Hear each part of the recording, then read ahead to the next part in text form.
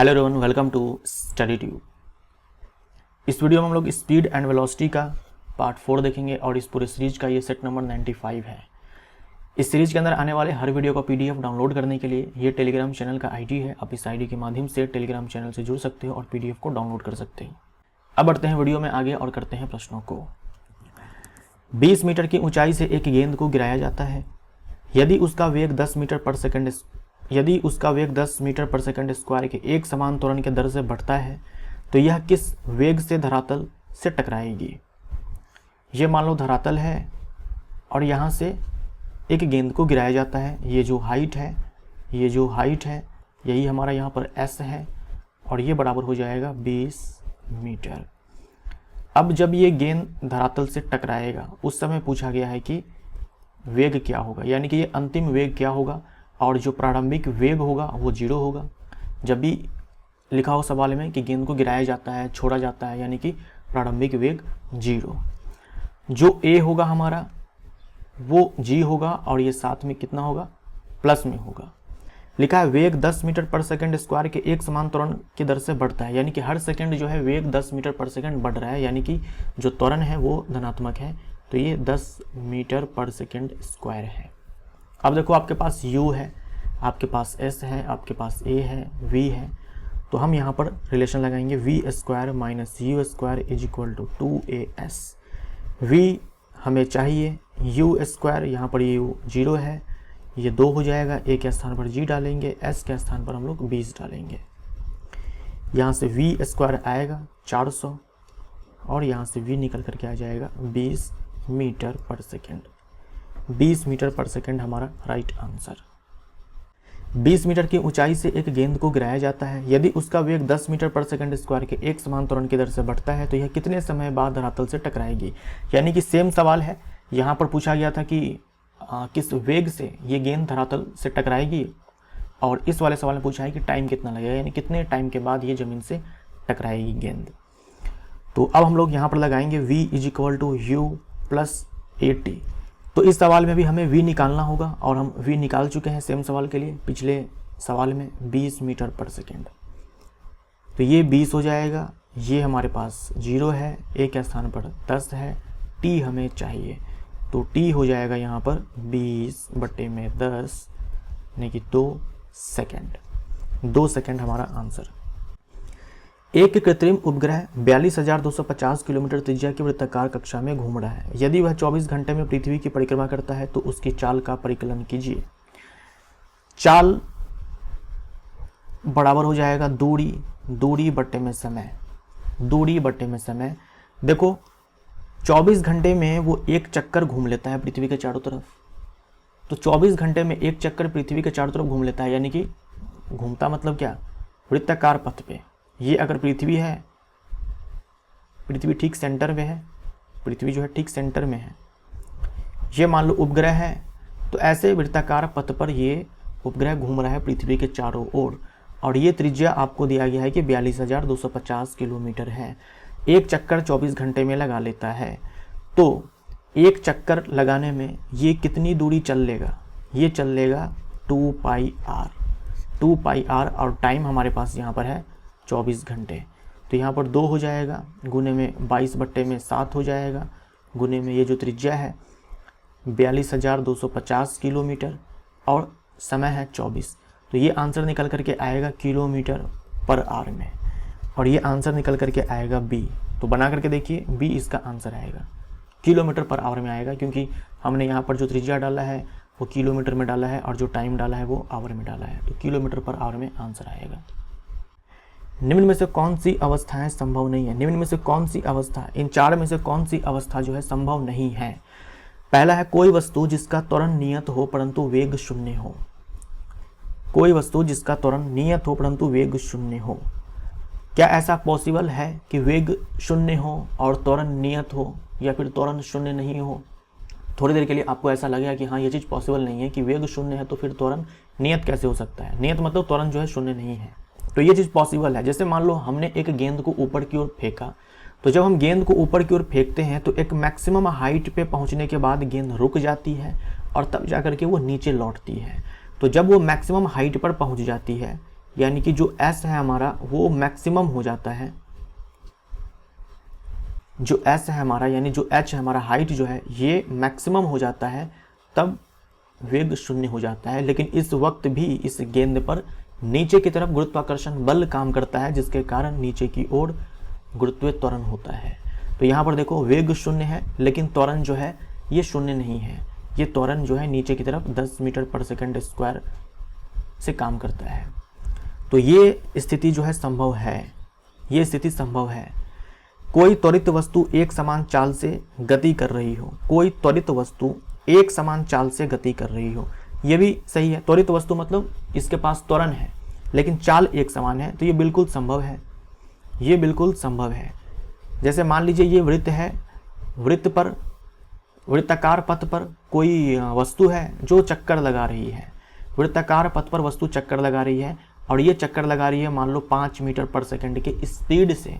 तो ये स्पीड जो है यहाँ पर आप कांस्टेंट बोल सकते हो, ये स्पीड मान लो कि कांस्टेंट है। तो क्या हुआ यहाँ पर कि चाल एक समान है, लेकिन यहाँ पर वेग नियत नहीं होता है। वेग देखो, जब भी कोई वृत्ताकार पथ पर घूमे ना, वेग कभी भी नियत नहीं हो सकता है। चाल नियत हो भी सकती है, नहीं भी हो सकती है। तो हम चाल को नियत रख सकते हैं लेकिन वेग को हम यहाँ पर नियत नहीं रख सकते हैं, क्योंकि वेग जो है वेग की जो दिशा है, जो वेग की दिशा है ये लगातार यहाँ पर बदलती रहती है, जिसके कारण वेग जो है कभी नियत नहीं हो पाता है। वेग का जो परिमाण है, जो मैग्नीट्यूड है, वो चाल है, चाल नियत हो सकती है, लेकिन दिशा बदलने के कारण वेग नियत नहीं होता है वृत्तीय गति में, सर्कुलर मोशन में। तो ये चीज़ सही है, सॉरी ये यहाँ पर गलत हो जाएगा, मतलब ये स्थिति जो है ये संभव है, ये अवस्था जो है ये संभव है। कोई वस्तु किसी निश्चित दिशा में गति कर रही हो तथा त्वरण उसके लंबवत हो, ये चीज़ भी सर्कुलर मोशन में पॉसिबल है। देखो अभी वेग की दिशा ये है, त्वरण जो है सेंटर की ओर है। अभी वेग की दिशा ये है, सॉरी ये है, ये वेग की दिशा है और त्वरण यहाँ भी सेंटर पर है, सेंटर की ओर है। अभी वेग की दिशा ये है, त्वरण अभी भी सेंटर की ओर है, केंद्र की ओर है। तो ये भी संभव है। एक गतिशील वस्तु जिसकी औसत चाल उसके औसत वेग से कम है। देखो औसत चाल जो है औसत वेग से बड़ी हो सकती है या फिर बराबर हो सकती है। औसत चाल वेग से, औसत वेग से बड़ी हो सकती है या फिर औसत वेग के बराबर हो सकती है, छोटी कभी भी नहीं होगी। डी हमारा आंसर, ये स्थिति संभव नहीं है। अब्दुल गाड़ी से स्कूल जाने के क्रम में औसत चाल को 20 किलोमीटर प्रति घंटा पाता है। उसी रास्ते से लौटने के समय वह वहाँ भीड़ कम है और औसत चाल 30 किलोमीटर प्रति घंटा है। अब्दुल की इस पूरी यात्रा में उसकी औसत चाल क्या है? औसत चाल बराबर होता है total distance upon total time, है ना, कुल दूरी बटे में कुल समय। ये आपको यहाँ पर सोचना है और इसको बनाना है। तो मान लो ये अब्दुल, क्या लिखा हुआ है, अब्दुल गाड़ी से स्कूल जाने के क्रम में, मान लो ये अब्दुल का घर हो गया और यहाँ पर स्कूल। जब ये घर से स्कूल जाता है उस समय उसकी औसत चाल होती है 20 किलोमीटर पर आवर। और जब वो लौटता है उस समय क्या है कि रास्ते में भीड़ कम होती है, तो औसत चाल जो है ये होती है। इस पूरे जर्नी में, यानी घर से स्कूल जाने में और स्कूल से घर आने में जो औसत चाल है वो बताना है। ये औसत चाल सिर्फ जाने के लिए है, ये औसत चाल जो है सिर्फ आने के लिए है, स्कूल से घर। हमें आने जाने सबको मिलाते हुए बताना है कि औसत चाल क्या है।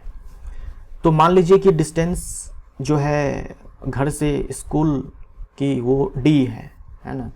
तो d डिस्टेंस जाने के क्रम में, d डिस्टेंस आने के क्रम में ये कवर करता है। अच्छा, मान लो जाने के समय टाइम इसको t1 लगा, क्योंकि देखो औसत चाल उस समय 20 किलोमीटर प्रति घंटा है, तो यहाँ पर कुछ टाइम लगा होगा और यहाँ पर भी कुछ टाइम लगा होगा, यानी इस बार भी d डिस्टेंस कवर करने में कुछ टाइम लगा होगा, लेकिन इस बार टाइम जो है कुछ और होगा, क्योंकि देखो यहाँ पर औसत चाल जो है अलग निकल करके आया है, तो यहाँ पर टाइम जो है कुछ और होगा। तो मान लो यहाँ पर t2 है। अब इस वाले फॉर्मूले पर लगाओ, जो ये पूरी यात्रा है इसकी औसत चाल कितनी है। तो देखो कुल दूरी कितनी है 2d, d जाने में d आने में, और कुल समय हो जाएगा ये t1 plus t2, t1 plus t2। अच्छा T1 हम यहाँ पर लिख सकते हैं ना, समय बराबर दूरी बट्टे चाल होता है, ये डिस्टेंस और बट्टे में जो इसकी चाल है, और T2 हो जाएगा यहाँ पर ये डिस्टेंस और बट्टे में जो इस बार चाल है 30। तो यहाँ पर T1 के स्थान पर हम लोग डालेंगे, T1 के स्थान पर डालेंगे D/20 प्लस T2 के स्थान पर डालेंगे D/30। इसको आप सॉल्व करिए, जब आप सॉल्व करेंगे तो D से D ये कैंसिल आउट हो जाएगा। चलिए इसको बनाते हैं, 2D, इसका एलसीएम 60 आएगा, ये 20 तिहाई 60 हो जाएगा, ये 30 दूनी में 60 हो जाएगा, ये हो जाएगा 2D इंटू में 60 divided by 3D plus 2D 5D। D से D ये खत्म हो जाएगा, 5 से ये कैंसिल आउट हो जाएगा, 12 पंचे में 60, तो ये 12 दूनी में 24 मीटर पर सेकेंड, सॉरी मीटर पर सेकेंड नहीं, kilometre per hour, 24 kilometre per hour. एक पिंड वेग u से ऊर्ध्वाधर ऊपर फेंका जाता है, इसके ऊपर उठने की अधिकतम ऊंचाई होगी। देखो मैक्सिमम ऊंचाई पर अधिकतम ऊंचाई पर जाने के बाद v 0 हो जाएगा, प्रारंभिक वेग u दिया हुआ है, हमसे h पूछा है, तो v square is equal to v square minus u square is equal to 2as। अच्छा यहाँ पर a बराबर क्या हो जाएगा, माइनस जी हो जाएगा, a बराबर माइनस जी हो जाएगा, नेगेटिव लेंगे क्योंकि समय के साथ जो है वेग घटता चला जाएगा, इसका मतलब त्वरण जो है नेगेटिव है।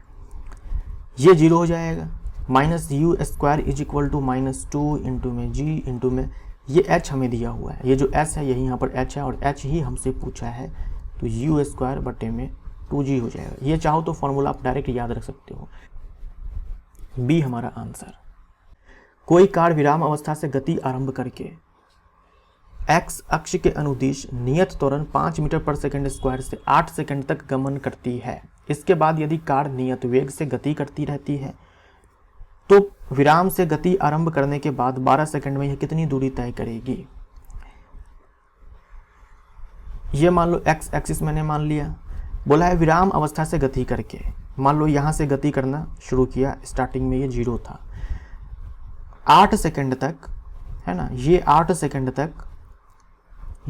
सेकंड तक 5 मीटर पर सेकंड स्क्वायर के त्वरण से गति ये कार जो है करती है। यानी इस समय जो त्वरण है पूरे 8 सेकंड तक वो 5 मीटर पर सेकंड स्क्वायर है, यानी प्रत्येक सेकंड में 5 मीटर पर सेकंड स्पीड बढ़ जाती है। तो 8 सेकंड में कितनी हो जाएगी स्पीड, 40, 8 पंचे 40। और नहीं तो आप ऐसे निकाल लो, v is equal to u plus a t, u हमारा 0 हो जाएगा, ए हमारा यहाँ पर 5 है और टी हमारा 8 है, तो ये 40 मीटर पर सेकेंड, 40 मीटर पर सेकेंड, यानी 8 सेकेंड बाद जो है इसका वेग हो जाएगा 40 मीटर पर सेकेंड। बोला है कि 8 सेकेंड के बाद कार नियत वेग से गति करती रहती है, यानी 8 सेकेंड से 12 सेकेंड तक, यानी अगला जो 4 सेकेंड है ये इसी वेग के साथ गति करती रहती है। कार जो है इसी वेग के साथ गति करती रहती है 40 मीटर पर सेकेंड। देखो 40 मीटर पर सेकेंड तक पहुंच चुकी है ये कार 8 सेकेंड में, इसके बाद जो है नियत वेग से गति करती है, यानी कि 40 मीटर पर सेकेंड से ही ये गति करती है इसी डायरेक्शन में। यहाँ पर जो त्वरण है इसके पास वो 0 है। तो अब बताओ कि यहाँ तक डिस्टेंस कितना कवर किया गया है, इस पूरे 12 सेकेंड में डिस्टेंस कितना कवर किया गया है, तो हम निकाल लेंगे। देखो यहाँ पर s is equal to u t plus half a t square, right. A यहाँ पर 0 है तो ये सारा खत्म।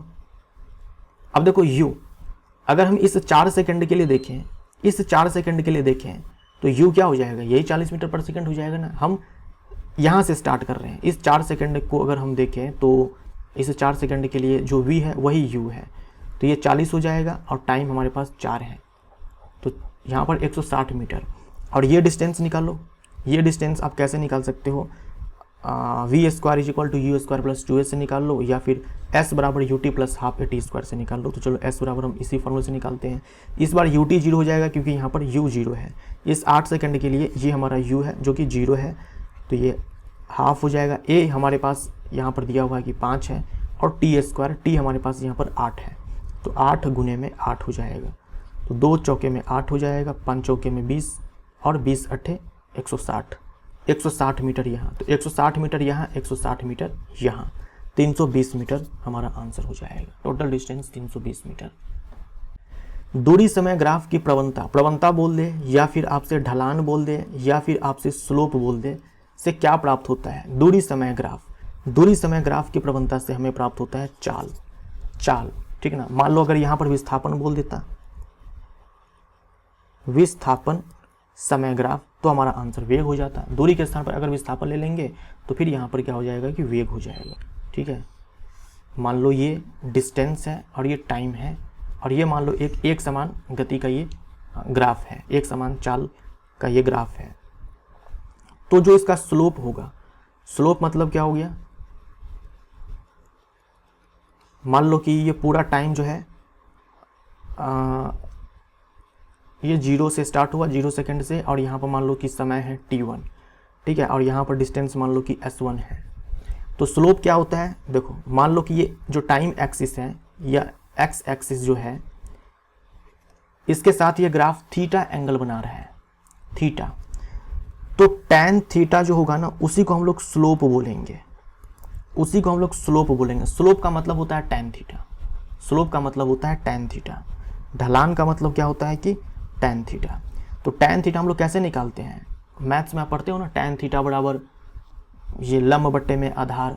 तो लंब क्या हो जाएगा, ये वाली जो दूरी है ये लंब है, ये दूरी हम कैसे निकालेंगे, ये दूरी हम निकालेंगे, ये जो डिस्टेंस है यहाँ पर वाई एक्सिस पर देखेंगे, ये हो जाएगा s1 माइनस 0 बट्टे में आधार क्या हो जाएगा, ये वाली जो दूरी है, ये दूरी टाइम एक्सिस पे, ये हो जाएगा t1 माइनस में 0, ठीक है।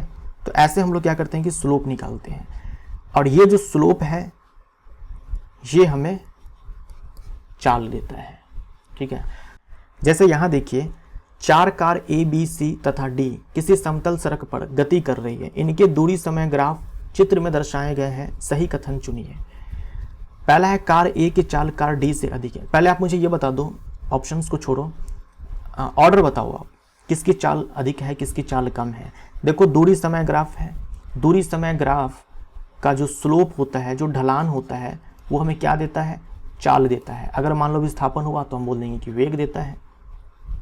अब इसको ध्यान से देखिए, किसका ढलान ज़्यादा है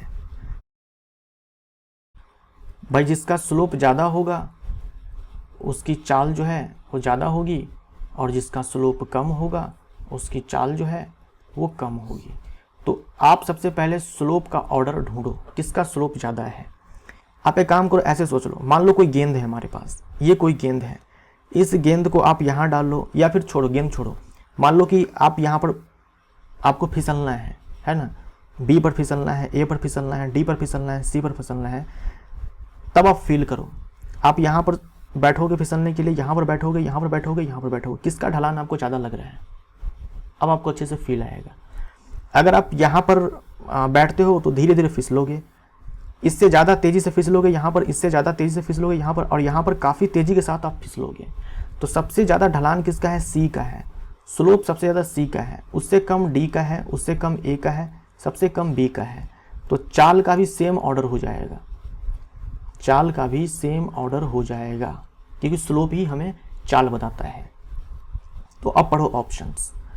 कार ए की चाल डी से अधिक है, कार ए की चाल डी से अधिक है, गलत हो जाएगा भाई, ए का स्लोप कम है डी से, इसलिए चाल जो है ए की कम होगी।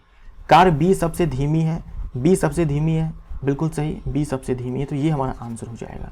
कार डी की चाल सी से अधिक है, डी की चाल सी से अधिक नहीं है, कार सी सबसे धीमी है, नहीं, बी सबसे धीमी है और सी जो है सबसे तेज़ी के साथ चल रही है, कार सी जो है सबसे तेज़ी के साथ चल रही है। ये तो हो गया स्लोप के द्वारा, कि भाई आप स्लोप के द्वारा कैसे बनाएंगे। एक तरीका और है जो आप देख लो, यहाँ पर स्लोप वाला जो है वो सबसे आसान तरीका है बनाने का। आप यहाँ पर देखो, सबसे ज़्यादा दूरी जो है वो सी ने कवर की है, जो कार सी है वो सबसे ज़्यादा दूरी कवर की है और सबसे कम टाइम में की है। देख रहे हो, डी ने सी से ज़्यादा समय लिया, डी ने ए से ज़्यादा समय लिया, सॉरी ए ने डी से ज़्यादा समय लिया, बी ने ए से ज़्यादा समय लिया। सबसे कम दूरी जो है बी चली है, लेकिन सबसे ज़्यादा टाइम ली है। सी सबसे ज़्यादा दूरी चली है सबसे कम टाइम में, तो डेफिनेटली सी सबसे तेज चली है और बी सबसे धीमी चली है। आंसर हमारा बी। तो इस प्रकार से भी आप डायरेक्ट सोच सकते हो। किसी पिंड के लिए विस्थापन समय ग्राफ एक सरल रेखा प्राप्त होती है जो यह दर्शाता है कि पिंड गतिशील है। विस्थापन समय ग्राफ, विस्थापन समय ग्राफ, ये विस्थापन है, ये समय है, और ये एक सरल रेखा प्राप्त होती है इस प्रकार से, तो हम बोलते हैं कि एक समान वेग से पिंड गतिशील है।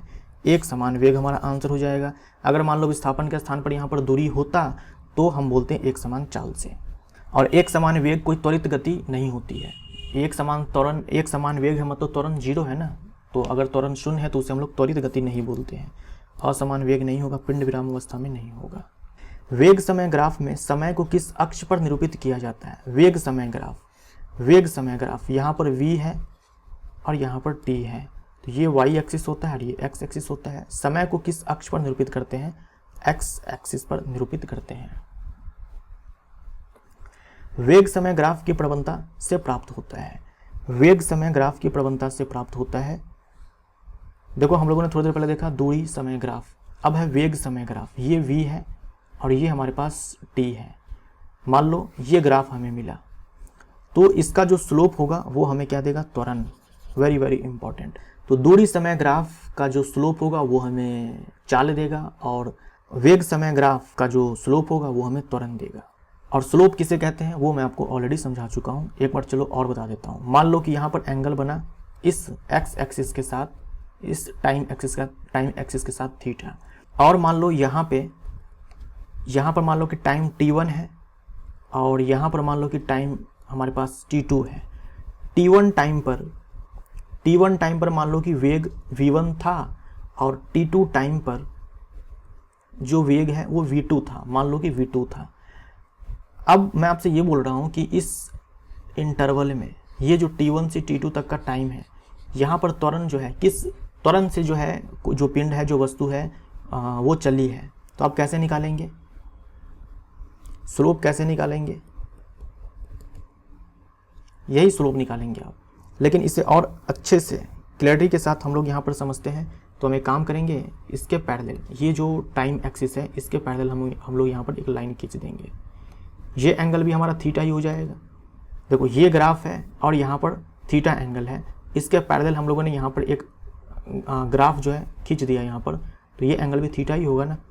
तो ये टैन थीटा, देखो इसके लिए लंब ये है, ये लंब है, ये लंब, ये दूरी देखो, तो ये हम यहाँ पर लिखेंगे ऐसे v2 minus v1 divided by, और ये आधार है, ये हो जाएगा t2 माइनस t1। तो ऊपर में देखो वेग में परिवर्तन है और नीचे में क्या है कि समय है। तो इस प्रकार से आप क्या करेंगे कि स्लोप निकालेंगे। यहाँ पर 4 कार हैं A B C D, किसी समतल सड़क पर गति कर रही है। इसके वेग समय ग्राफ चित्र में दर्शाए गए हैं, सही कथन चुनिए। कार A का त्वरण कार D से अधिक है। देखो इस बार वेग है और समय है, सेम कॉन्सेप्ट हम लोग यहाँ पर अप्लाई करेंगे। किसका स्लोप ज़्यादा है? स्लोप C का ज़्यादा है, उससे कम D का है, उससे कम A का है और सबसे कम B का है। तो अगर हम त्वरण की बात करें तो सेम ऑर्डर हो जाएगा। तो कार A का त्वरण कार D से अधिक है, कार A का त्वरण कार D से अधिक है, गलत हो जाएगा क्योंकि A का स्लोप कम है तो A का त्वरण D से कम होगा। कार B का त्वरण सबसे कम है, B का त्वरण सबसे कम है, ये सही हो जाएगा। तो ये सेम सवाल है जो अभी आपने देखा था थोड़ी देर पहले, डिस्टेंस टाइम के लिए, यहाँ पर वेग समय है। आई होप आपको समझ में आ गया हो कि ढलान हम कैसे निकालेंगे, कैसे देखेंगे। एक समान त्वरण का वेग समय ग्राफ प्राप्त होता है। एक समान त्वरण का वेग समय ग्राफ, ये वेग है और ये समय है, ऐसे स्ट्रेट लाइन प्राप्त होता है ना। ये है कांस्टेंट एक्सेलरेशन। एक समान त्वरण मतलब क्या? कांस्टेंट एक्सेलरेशन, यानी कि जो त्वरण है वो नियत है, सरल रेखा। और अगर असमान हुआ तो वक्र रेखा। वक्र रेखा कब? असमान त्वरण हुआ तो वक्र रेखा। चाल समय ग्राफ और समय अक्ष द्वारा घेरा गया क्षेत्र डैश के बराबर होता है। वेरी वेरी इंपॉर्टेंट, याद रखिएगा। चाल समय ग्राफ और समय अक्ष द्वारा, देखिए ये चाल है और ये समय है, यानी कि y एक्सिस पे चाल है और x एक्सिस पे समय है, और ये एक ग्राफ मिल गया है ना, ये एक ग्राफ मिल गया। तो चाल समय ग्राफ ये है, ठीक है। चाल समय ग्राफ हमें ये मिला है, ये चाल समय ग्राफ है, और ये हमारे पास समय अक्ष है, ये हमारे पास समय अक्ष है। बोला है इसके द्वारा घेरा गया क्षेत्र डैश के बराबर होता है। ये जो पूरा क्षेत्र घेरा गया यहाँ पर, ये पूरा, ये किसके बराबर होता है? देखो ये जो एरिया है ना, ये एरिया आपको देगा दूरी। अगर मान लो यहाँ पर वेग होता तो हमें मिल जाता विस्थापन। तो हमारा आंसर यहाँ पर तय की गई दूरी, क्योंकि चाल है तो दूरी, अगर वेग होता तो विस्थापन, हम आंसर टिक करते हैं। अगर हम वीटी कर्व की बात करें तो जो इसका स्लोप होगा वो हमें क्या देगा? त्वरण देगा। और जो एरिया होगा, और ये एरिया क्या है? ये जो ये ग्राफ है वीटी ग्राफ है, और जो टाइम एक्सिस है उसके साथ जो एरिया बनेगा, तो ये यहाँ पर दूरी या फिर विस्थापन। वेरी वेरी इंपॉर्टेंट, ये ध्यान में रखिएगा, ठीक है। जैसे मान लीजिए एक ग्राफ में बनाता हूँ, वीटी कर्व है, यहाँ पर मान लो कि टाइम t1 है, यहाँ पर टाइम t2 है। ये ग्राफ हमें मिला, किसी ने आपको ये ग्राफ बनाकर दे दिया और बोला कि ये बताओ जो कार है, मान लो कार है, t1 से t2 तक कितनी दूरी तय की। तो आप क्या करेंगे, ये जो ग्राफ है आपके पास और ये जो टाइम एक्सिस है, जो टाइम एक्सिस है जितने इंटरवल के लिए पूछा गया है, ये डिस्टेंस निकाल लो, ये डिस्टेंस निकाल लो, आपको मिल जाएगी यहाँ पर दूरी। इस इंटरवल में t1 से t2 तक आपको यहाँ पर दूरी मिल जाएगी कि कार कितनी चली है। वेग समय ग्राफ और समय अक्ष द्वारा घेरा गया क्षेत्र डैश के बराबर होता है। इस बार वेग दिया हुआ है तो हम लोग यहाँ पर आंसर विस्थापन को टिक करेंगे। एक गेंद को ऊर्ध्वाधर रूप से ऊपर की ओर फेंका जाता है, उसके बाद गेंद फेंकने वाले के हाथ में लौट आता है। निम्न में से कौन इस स्थिति का सही ग्राफीय प्रदर्शन करता है? देखो पहले गेंद को ऊपर की ओर फेंका गया, फिर वो वापस फेंकने वाले के हाथ में चली जाती है। जब आप गेंद को ऊपर फेंकते हैं तो क्या होता है? समय के साथ उसका वेग कम होता है या ज़्यादा होता है? समय के साथ उसका वेग कम होता है, यानी टाइम बढ़ने के साथ वेग कम होगा। अगर आप ध्यान से यहाँ पर देखो, कुछ स्पीड से हम गेंद को फेंकते हैं, कुछ स्पीड से हम लोग गेंद को फेंकते हैं, जीरो स्पीड से तो फेंकते नहीं है ना, कुछ न कुछ हम इनिशियल स्पीड से फेंकते हैं। हमारे पास u का मान जो है जीरो नहीं होता है, कुछ न कुछ होता ही है। यहाँ पर आप ध्यान से देखो तो समय बढ़ने के साथ साथ क्या हो रहा है कि वेग भी बढ़ रहा है। हम टाइम एक्सिस में आगे की तरफ जा रहे हैं तो वेग में भी क्या है कि ये ग्राफ ऊपर की ओर जा रहा है, यानी हम समय बढ़ा रहे हैं, वेग बढ़ रहा है। तो ये तो आंसर नहीं होगा, क्योंकि हम गेंद को अगर ऊपर की ओर फेंक रहे हैं तो समय के साथ वेग कम होना चाहिए। जब नीचे लौटेगी ना वो गेंद, तब समय के साथ बढ़नी चाहिए। अच्छा यहाँ पर देखो आप, गेंद को हम किसी न किसी स्पीड से फेंकेंगे ना। यहाँ पर देखो बोला कि गेंद को जीरो स्पीड से फेंका जाता है। इतना ही नहीं, अगर आप इतने पार्ट तक देखो तो समय बढ़ने के साथ वेग बढ़ रहा है। हमारे केस में हम गेंद को ऊपर फेंकते हैं तो समय बढ़ने के साथ वेग कमना चाहिए और तब जाकर के समय के साथ वेग बढ़ना चाहिए। यहाँ पर ठीक उल्टा दिया गया है कि पहले क्या हुआ, समय के साथ वेग बढ़ा और बाद में क्या हुआ कि समय के साथ वेग घटा। तो ये भी नहीं होगा। और एक तो जीरो स्पीड से फेंका गया था जो कि पॉसिबल नहीं है। अच्छा ये ग्राफ तो नहीं होगा, इसको तो पहले काट सकते हो। जब हम किसी गेंद को ऊपर की ओर फेंकते हैं तो समान दर से जो उसका वेग है वह घटता है और समान दर से फिर वापस आते समय वेग बढ़ता है। तो समान दर से वेग बढ़ेगा, समान दर से वेग घटेगा, तो उसके लिए ग्राफ हमें स्ट्रेट लाइन मिलेगा, ना कि कर्व लाइन मिलेगा। तो ये भी नहीं होगा। वैसे आप यहाँ पर भी सोच सकते हो कि यहाँ पर भी क्या है कि समय बढ़ने के साथ साथ क्या हुआ कि समय बढ़ने के साथ साथ वेग जो है यहाँ पर बढ़ रहा है। तो ये भी नहीं होगा। यहाँ देख लो आप, हम गेंद को फेंकते हैं तो कुछ न कुछ शुरुआत में हम लोग स्पीड देते हैं। तो यहाँ पर देखो शुरुआत में ही ये समय बराबर 0 सेकेंड, कुछ न कुछ यहाँ पर स्पीड स्टार्टिंग में दिया गया है। कुछ न कुछ जैसे हम फेंकेंगे तो मान लो 10 मीटर पर सेकंड से 10 मीटर पर सेकंड के वेग से फेंकते हैं, तो स्टार्टिंग में ही 10 मीटर पर सेकंड के वेग से समझ लो कि फेंका गया है। उसके बाद समय बढ़ने के साथ साथ क्या हुआ कि इसका वेग लगातार घटा। उसके बाद वेग शून्य हो गया, वेग जो है शून्य हो गया। वेग शून्य कहाँ पर होता है? मैक्सिमम हाइट पर। उसके बाद गेंद नीचे आएगी। जब वो गेंद नीचे आएगी तो समय के साथ वेग बढ़ेगा। तो देख लो समय के साथ वेग बढ़ रहा है, समय के साथ वेग बढ़ रहा है। हम ऐसे समय बढ़ा रहे हैं तो ग्राफ देखो वेग जो है ऊपर की ओर जा रहा है। आई होप ग्राफ देख करके आपको समझ में आ रहा होगा। तो सी हमारा राइट आंसर है। एक ट्रॉली का वेग पहले एक समान दर से घटता है। एक समान दर से घटता है का मतलब बढ़ते समय के साथ जो है वेग कम होगा। उसके बाद नियत वेग प्राप्त कर लेता है, मतलब समय बढ़ेगा लेकिन वेग में कोई परिवर्तन नहीं होगा। अंत में ट्रॉली का वेग एक समान दर से बढ़ने लगता है। निम्न में से कौन सी गति का ग्राफीय प्रदर्शन पूरे स्थिति का सही प्रदर्शन करता है? देखो स्टार्टिंग में समान दर से घटता है। एक ट्रॉली के पास इनिशियली कुछ न कुछ वेग है, बढ़ते समय के साथ उसका वेग एक समान दर से घटता है। एक समान दर से बोल दिया मतलब स्ट्रेट लाइन मिलेगा, कर्व लाइन नहीं होगा। यहाँ पर कर्व लाइन दिया तो पहले ही उड़ा दो। बोला है एक समान दर से घटता है। यहाँ पर देखो तो पहले दिखलाया गया है कि एक समान दर से बढ़ रहा है, और वो भी क्या है कि इनिशियल स्पीड, इनिशियल जो वेलोसिटी है वो 0 है, तो ये भी काट दो, ये भी नहीं होगा। यहाँ देख लो एक समान दर से घटता है, चलो ये चीज़ तो सही है। उसके बाद बोला है नियत वेग प्राप्त कर लेता है। नियत वेग का मतलब समझते हो ना? नियत वेग का मतलब वेग में कोई परिवर्तन नहीं हो रहा है। तो नियत वेग का अगर हम ग्राफ देखें वीटी कर्व पर तो ऐसा होता है, टाइम एक्सिस के पैरेलल। यहाँ पर है क्या? नहीं। यहाँ पर बोल रखा है कि एक समान दर से पहले घटा, फिर एक समान दर से बढ़ा, फिर नियत वेग वाला ग्राफ कहाँ गया? इसमें है ही नहीं, तो कट जाएगा। यहाँ देख लो एक समान दर से घटा, फिर नियत वेग हो गया, फिर एक समान दर से बढ़ा, ये सही है। निम्न में से कौन सा ग्राफीय प्रदर्शन व्यवहारिक रूप से संभव है? इनमें से कौन सा ग्राफीय प्रदर्शन जो है, ग्राफिकल रिप्रेजेंटेशन जो है व्यवहारिक रूप से संभव है, यानी कि रियलिटी में ये चीज़ पॉसिबल है? तो पहला देखते हैं, ये ग्राफ है। ये ग्राफ देख लो, यहाँ पर ये वीटी कर्व है जो इस प्रकार से है। यहाँ पर देखो टाइम नहीं बढ़ रहा है लेकिन स्पीड बढ़ रहा है ना? टाइम नहीं बढ़ रहा है लेकिन स्पीड लगातार बढ़ रहा है। क्या ऐसा हो सकता है? क्या ऐसा हो सकता है कि टाइम को रोक दो आप लेकिन गति बढ़ाओ, है ना? जैसे मान लिया कि आप कार चला रहे हैं और एग्जैक्ट 9 बजे मॉर्निंग में घड़ी में जब आपने देखा तो सुबह के 9 बज रहे थे और आपकी कार की स्पीड मान लो 30 किलोमीटर पर आवर है। अब ये चीज़ पॉसिबल है क्या कि आपकी कार की स्पीड बढ़ते जाए और घड़ी में 9 ही बज रहा हो?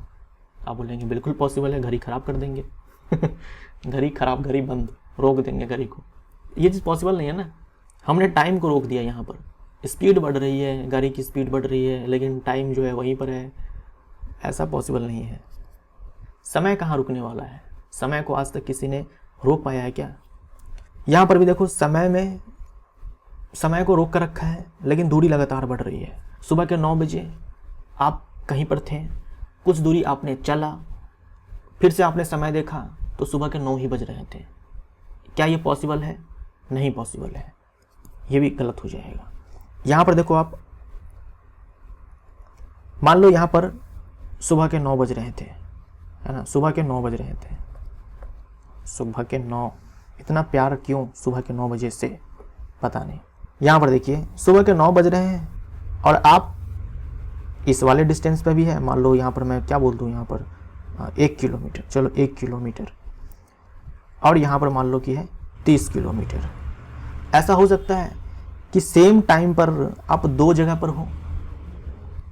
ये जो दूरी है ना, हम इसको पोजीशन ग्राफ भी बोलते हैं। ये जो दूरी समय ग्राफ है इसे हम लोग पोजीशन टाइम ग्राफ भी बोलते हैं, कि एक ही टाइम पर आप इस वाले पोजीशन पे भी हैं और इस वाले पोजीशन पे भी हैं। एक ही समय पर आप अपने ओरिजिन से 1 किलोमीटर के डिस्टेंस पर भी हैं और 30 किलोमीटर के भी डिस्टेंस पर ही हैं। तो ये भी पॉसिबल नहीं है कि एक ही समय पर आप 2 जगहों पर कैसे हो सकते हैं। ये तो सिर्फ बॉलीवुड के फिल्मों में हो सकता है। ये संभव है, ये पॉसिबल है। समय के साथ हम ओरिजिन के पास आएंगे, फिर ओरिजिन से दूर जा रहे हैं, तो ये संभव है। बाकी सारा जो है केस संभव नहीं है। आंसर डी हो जाएगा। निम्न में से किस ग्राफ में किसी निश्चित समय अंतराल के लिए वेग का मान 0 हो सकता है? x व t क्रमशः विस्थापन व समय को दर्शाता है, यानी विस्थापन समय ग्राफ है। विस्थापन समय ग्राफ, और ये हाल ही में पूछा गया सवाल है। उत्तराखंड वन दरोगा के एग्जाम में ये सवाल पूछा गया था। बोला है किसी निश्चित समय अंतराल के लिए औसत वेग का मान 0 हो। औसत वेग का मान 0 हो का मतलब क्या होगा? जो औसत वेग होता है ना, वो डिस्प्लेसमेंट अपॉन टाइम होता है ना? Total displacement upon total time, यानी कि जो कुल विस्थापन होगा ना वो 0 हो जाना चाहिए। कुल विस्थापन जो है 0 हो जाना चाहिए।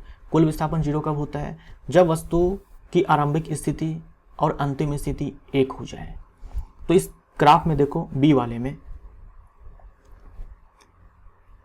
ये देखो आप, 0 सेकेंड पर वस्तु मान लो यहाँ पर थी, इस वाले पोजीशन पे, फिर समय बढ़ता गया, इसका पोजीशन चेंज होता गया,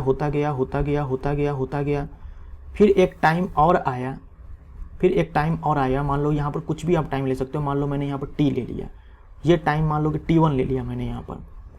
इस t1 टाइम पर वापस से ये इसी पोजीशन पर लौट आती है। 0 सेकंड पर वस्तु की स्थिति ये थी, तो ये आरंभिक स्थिति है।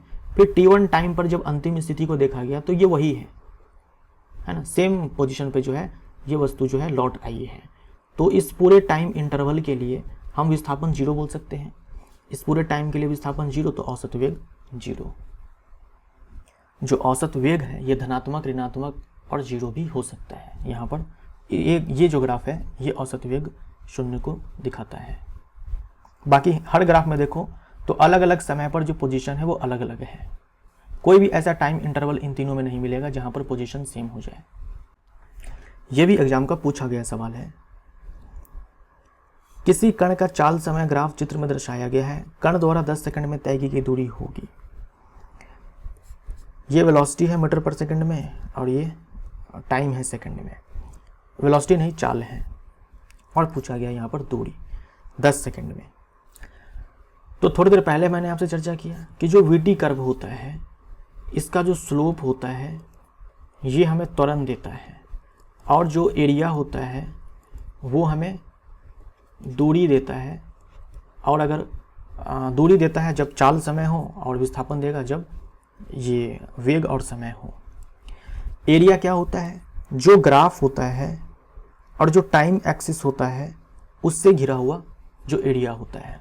तो 10 सेकंड में अगर हम ग्राफ देखें तो ये है हमारे पास, है ना, और टाइम हमारा ये हो जाएगा। तो ये जो एरिया होगा ये हमें क्या दे देगा? दूरी दे देगा। तो ये एरिया कौन सा है?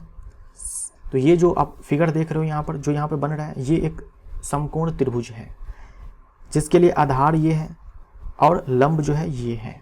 तो एरिया निकालो यहाँ पर 1/2 आधार गुने में लंब हो जाएगा। तो ये 10 गुने में 13 हो जाएगा। 2 पंचे 10, 13 पंचे 65, 13 पंचे 65, ये हमारा आंसर हो जाएगा। अच्छा, मीटर में ही क्यों? क्योंकि सब एसआई मात्रक में है ना। ये 13 जो है मीटर पर सेकंड में है, ये सेकंड में है, इसीलिए जो डिस्टेंस है वो भी एसआई मात्रक में है। दिए गए चाल समय ग्राफ के अनुसार, ये चाल समय ग्राफ है, स्पीड है, ये टाइम है। अच्छा, किलोमीटर पर आवर में है, ये टाइम आवर में है। कौन सा भाग कार्य के शून्य त्वरण को दर्शाता है? शून्य त्वरण को, शून्य त्वरण का मतलब वेग जो है नियत है, वेग नियत है।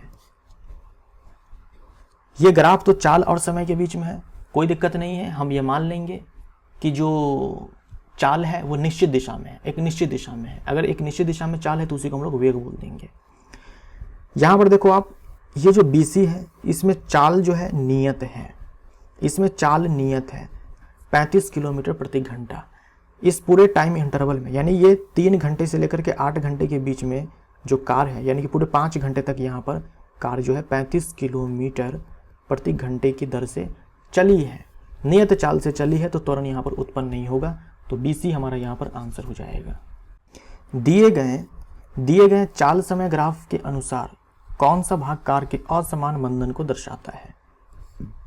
देखिए यहाँ पर त्वरण है एक समान, क्योंकि स्ट्रेट लाइन है। VT कर्व जब हमें स्ट्रेट लाइन मिलता है मतलब एक समान त्वरण है। VT कर्व जब हमें कर्व लाइन मिलता है मतलब असमान त्वरण है। और त्वरण जब ऋणात्मक हो जाए तो उसी को हम लोग मंदन बोलते हैं। यहाँ पर एक समान त्वरण है, यूनिफॉर्म एक्सेलरेशन। यहाँ पर त्वरण 0 है और यहाँ पर असमान त्वरण है। और क्योंकि त्वरण जो है यहाँ पर लगातार कम हो रहा है, बढ़ते समय के साथ त्वरण कम हो रहा है, तो इसी को हम लोग मंदन बोल सकते हैं। तो CD हमारा आंसर हो जाएगा। दिए गए चाल समय ग्राफ के अनुसार 8 सेकंड में, प्रथम 8 सेकंड में कार द्वारा तय की गई दूरी क्या है? तो VT कर्व का जो एरिया होता है वो हमें डिस्टेंस दे देता है। प्रथम 8 सेकंड में, प्रथम 8 सेकंड मतलब 0 से लेकर के 8, ये पूरा एरिया बताओ, ये पूरा एरिया निकाल लो, वही डिस्टेंस हो जाएगा। क्योंकि यहाँ पर किलोमीटर प्रति घंटा है, यहाँ पर घंटा है, तो जो आंसर निकल करके आएगा डिस्टेंस वो किलोमीटर में आएगा, मीटर में नहीं आएगा। तो कैसे निकालेंगे ये एरिया? देख लो यहाँ पर, ये हमारे पास आयत है, तो आयत का क्षेत्रफल हो जाएगा लंबाई गुने में चौड़ाई। ये हम लंबाई बोलेंगे। ये लंबाई अगर देखना है आपको तो यहाँ पर देखो, इस वाले एक्सिस पर देखो 35 इन 2 में, मान लो ये A1 है, एरिया 1। ये डिस्टेंस निकालना है तो कैसे निकालोगे, इस 8 में से 3 को घटाएंगे तो 5 हो जाएगा। ये एरिया हमारे पास ये निकल करके आएगा 25, 5 15 और 2 17, 175 किलोमीटर। ये 175 किलोमीटर, यानी यहाँ पर डिस्टेंस ट्रेवल किया गया है 175 किलोमीटर। इस पूरे टाइम इंटरवल में, इस 5 घंटे में 175 किलोमीटर डिस्टेंस जो है कवर किया गया है। अब अगर आपको ये वाला एरिया निकालना हो तो कैसे निकालेंगे। अब ये एरिया हमें निकालना है तो 2 तरीका है, इसको भी बांट दो, यहाँ पर एक लाइन ऐसे खींच दो तो ये समकोण त्रिभुज है और ये वापस से आयत आपको मिल जाएगा, दोनों का एरिया निकाल लो। नहीं तो एक तरीका और भी है, समलंब चतुर्भुज का क्षेत्रफल, है ना। समलंब चतुर्भुज का क्षेत्रफल कैसे निकालते हैं, 1/2 जो समानांतर भुजाएं होती है उनका योग। तो समानांतर भुजाएं कौन है, ये है और ये है। तो ये डिस्टेंस अगर आपको देखना है तो यहाँ पर देखेंगे आप, इस वाले एक्सिस पे 10 हो जाएगा और फिर ये 35, तो 10 + 35 45 हो जाएगा। लिख ही देता हूँ यहाँ पर 10 + 35 और इनटू में जो हाइट ये हाइट है, ये कितना है 3, तो 1/2 ये हो जाएगा 45 और ये गुने में 3, ये आ जाएगा 67.5 किलोमीटर। ये A2 है। अब आपको चाहिए दूरी, तो दोनों को जोड़ दो, A1 + A2 175 + 67.5 242.5 किलोमीटर, बी हमारा आंसर। दिए गए चाल समय ग्राफ के अनुसार कार अधिकतम किस चाल से चली है। तो कार अधिकतम चली है 35 किलोमीटर प्रति घंटा के चाल से, ठीक है। कार जो है अधिकतम चली है 35 किलोमीटर प्रति घंटा के चाल से। इसको काट दो, यूनिट जो है किलोमीटर प्रति घंटा है, किलोमीटर प्रति घंटा, किलोमीटर प्रति घंटा, किलोमीटर प्रति घंटा, किलोमीटर प्रति घंटा, तो 35 हमारा आंसर। तो यहाँ पर सेट 95 जो है समाप्त होता है। इस चैप्टर के अंदर जो है एक पार्ट और आएगा जिसमें मैं आपको करवाऊंगा सर्कुलर मोशन के सवाल। सर्कुलर मोशन में कुछ इंपॉर्टेंट टर्म्स हैं, टॉपिक्स हैं जो आपको कवर करने हैं, जहाँ से सवाल आते हैं, तो उसको मैं करवाऊंगा। तो जो 96 सेट होगा इस चैप्टर का, जो 5वां पार्ट होगा वो आखिरी पार्ट होगा इस चैप्टर के अंदर। तो मिलते हैं नेक्स्ट पार्ट में। Thank you so much.